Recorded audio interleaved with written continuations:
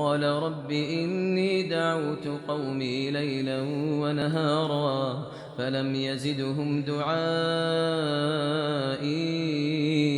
إلا فرارا وإني كلما دعوتهم لتغفر لهم جعلوا أصابعهم في آذانهم واستغشوا ثيابهم وأصروا واستكبروا استكبارا ثم إني دعوتهم جهارا ثم إني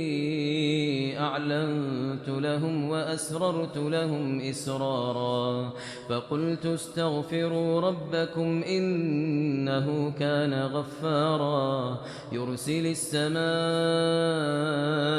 عليكم مدرارا ويمددكم بأموال وبنين ويجعل لكم